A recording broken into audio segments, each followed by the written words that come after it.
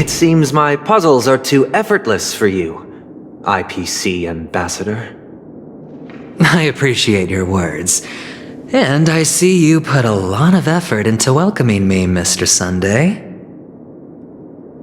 However, this is no way to greet a guest. Well, this isn't an invitation, but a summoning. Before we speak, I need to test your character. I imagine this knowledgeable doctor friend of yours has been of great help, yes? Certainly. You ought to know this better than I do. He's already faithfully fulfilled his duties, hasn't he? Yes, the doctor has assured me of your noble character. He considers you, like himself, a virtuous person who can be trusted by the family. I have come to know you very well as a person, Mr. Aventurine. You're diligent, generous, and willing to cooperate. The fact that you succeeded in overcoming many obstacles just to meet me gave me the reason to believe in your wisdom and courage. But there's one thing I must ask you. That is, you've used your wisdom at the wrong place to meet the wrong person and put yourself in a situation where you shouldn't be, witnessing a tragedy that shouldn't have happened. You don't look too well. Am I making you anxious? If not, then it means I'm on your side. If I wasn't mistaken, you'd just made a serious accusation against the family.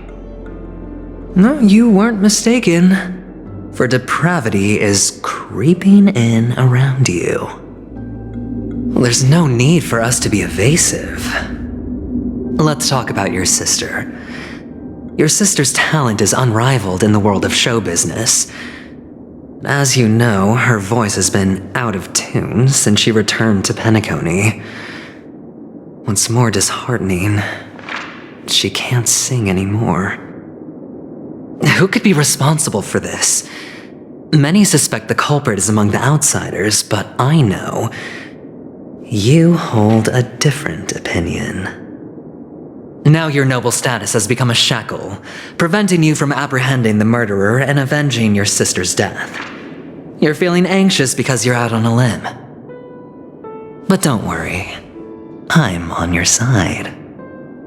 I'm immensely honored by your concern for me, Mr. Aventurine. Since you're so selfless and generous, I believe you wouldn't ask for anything in return, would you? Well, naturally, you wouldn't incur any loss from this. I just want to reclaim what is mine. My liberty and the personal items under the family's custody, the bag of gift money, and the box in which the cornerstone is stored. That's right. Cornerstone. I've heard it's a treasured asset of the Strategic Investment Department. A sacred stone that seals the Preservation Emanator, granting significant power, and every liquidation specialist holds one. For an object so precious, it probably comes at an even higher price than other forms of recompense. Well, I'm sure you're aware of the high level of risk I'll be undertaking to bring the truth to light. Mr. Aventurine, when you're out and about, do you always make adjustments to your appearance? Your tie should be on the center line. Your shirt must not protrude from your vest. Your trouser creases should be perfectly straight and always aligned with the tips of your shoes. Of course. But I don't, because it's not appropriate to do so in public. You should make sure everything is presentable and in order before leaving the house. I'm not the kind that takes risks. The cornerstone must be in the custody of the family. No room for negotiation? Please, don't let me turn you down twice. Sure. The gift money is good enough. I suppose you wouldn't mind that. After all, a merchant can't function without a bargaining chip. You compromised quicker than I thought. Unfortunately, It's a gambler that needs a bargaining chip, not a merchant. I can give you your gift money, but before that, I want you to tell me.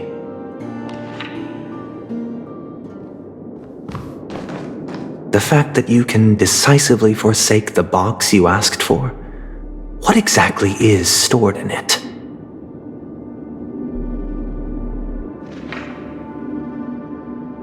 Oh, triple-faced soul, please sear his tongue and palms with a hot iron, so that he will not be able to fabricate lies and make false vows. What have you done? Under the light of the harmony, all wickedness is revealed. I implore them to shed their light, and I'll ask you questions on their behalf. Next, you have 113 seconds to prove your innocence and gain my trust. And if I refuse to answer? You can try, and we'll see if the harmony rejects you. Question: do you own a cornerstone? Yes. What a simple answer. You, too, understand that idle chatter leads only to poverty. Did you hand over the cornerstone to the family when you entered Penacony?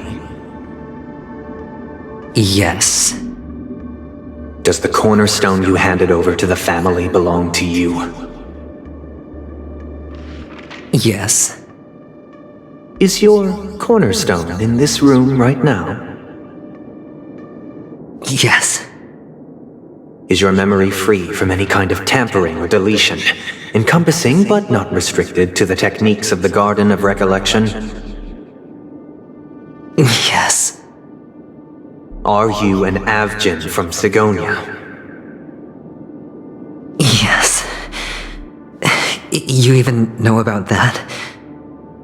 Do the Avgins have any ability to read, tamper with, or manipulate one's own or another's mind? No. Does it matter? Do you love your family more than yourself? Yes. All the Avgins were killed in a massacre. Am I right? No. Are you your clan's sole survivor? Perhaps. Do you hate and wish to destroy this world with your own hands?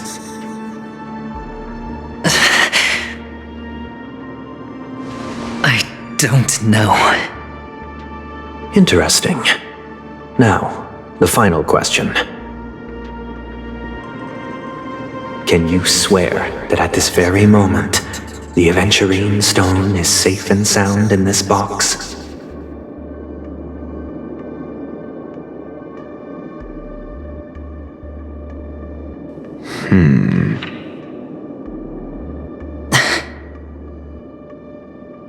Of course. Looks like we can get an answer. Open it, Mr. Aventurine. It's your last chance to defend your honor.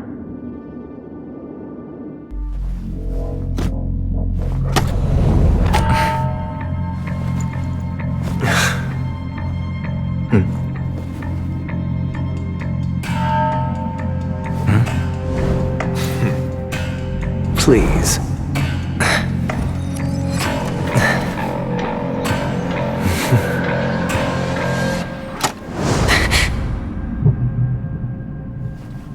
Are these what you're looking for?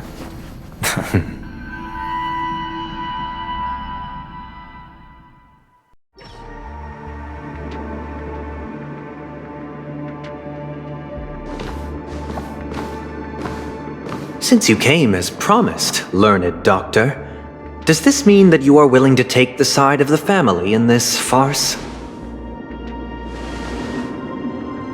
What makes you think you can convince me? I've heard you haven't enjoyed Mr. Aventurine's company.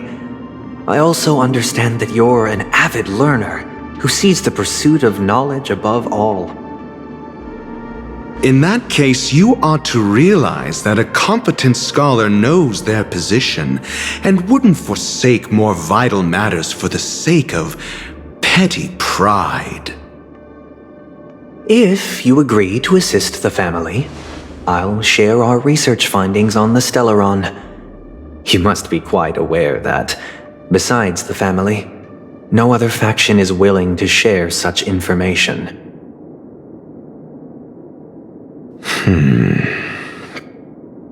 Cut to the chase. What do you need from me? I need Mr. Aventurine's comprehensive plan. Haven't you confiscated his cornerstone? You can't expect a featherless bird to take flight. But I've also heard the 10 elites in the Strategic Investment Department have united, progressing together in the interests of the IPC. You'll have to speak more clearly than that. The cornerstone, which Mr. Aventurine surrendered. Was it really his? You question whether he would entrust you with someone else's cornerstone. The 10 Stonehearts aren't as united as you think. Cornerstones are significantly more precious to them than their very own lives. But you know that he's a crazed gambler. The more vocal he is about it, the more cautious I must be. I never imagined someone would share his way of thinking. Honestly, you should see a shrink. Bring it. The box containing the cornerstone is unique, and only IPC senior staff and related members can access it. But I happen to be among them.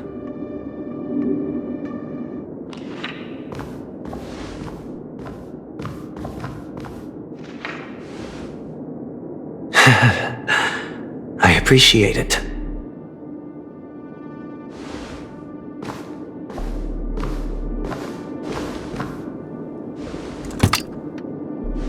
Unfortunately, your guess is correct.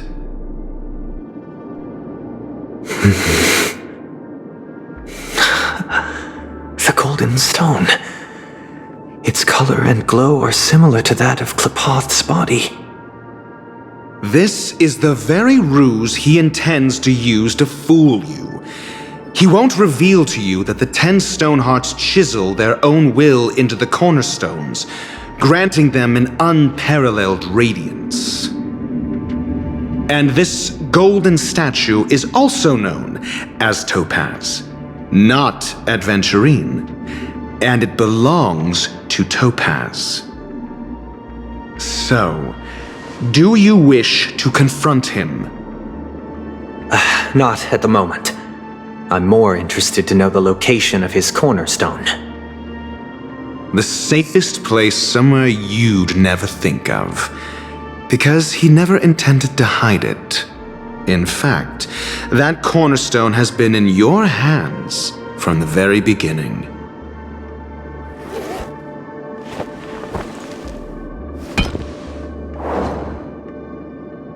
I see. This bag. Mixing a cornerstone, more precious than life itself, with a bunch of worthless jewels, disguised as a gift of money waiting to be confiscated, is indeed in line with Mr. Aventurine's style. Then he makes up some trivial excuse, downplaying the matter, and requests the gift money.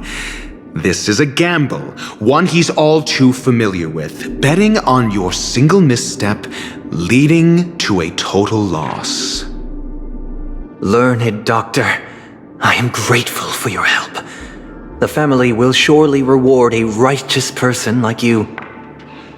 As for the villain, I hope he retreats in humiliation. It was all thanks to your friend with a keen eye that I could add a blot of utter failure to your storied career. Ratio, you wretch. Finally shown your true colors, huh? Oh, and just to remind you, you currently only have 17 system hours left to live. Treasure your remaining time, and savor the delectable aftertaste of defeat. You might as well explain yourself a little more clearly. What I performed on you just now was the Harmony's consecration. You were to show allegiance beneath the illumination of their grace. Yet you acted willfully, uttering nothing but falsehoods, transforming the consecration into a trial. I genuinely see no reason to absolve you from it. Is this what the Harmony represents? But is it built upon constraint and coercion? You misunderstand, Mr. Aventurine. Punishment is meant for the irreverent, but I have seen your resilient spirit, and thus I offer you the possibility of a new beginning. Throughout these 17 system hours, you will be unable to escape the dreamscape or contact any of your companions. You only have 2 paths before you, and it all depends on whether you can complete my test within the time limit. Should you succeed, you will be able to coalesce into the Harmony and be with your family. If you fail, you will suffer the wrath of the eternal Centurion and fall into an abyss of doom. Sounds like I'm gonna end up the same either way. I indeed do need a servant to help me uncover the evil hidden in the family from an external perspective. I will purge the evil from the inside and bring the real culprits to justice within 17 system hours. When the time comes, compare your findings with mine.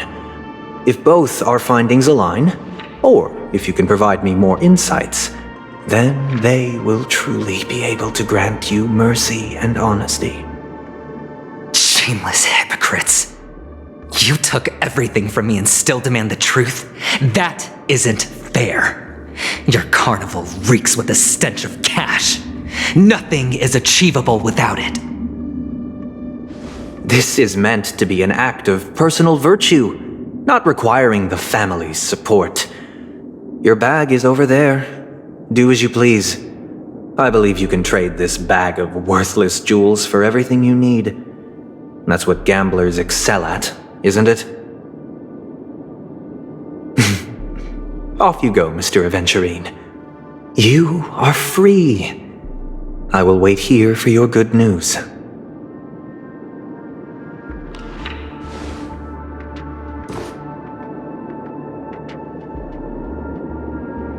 This meeting isn't an interrogation or a negotiation.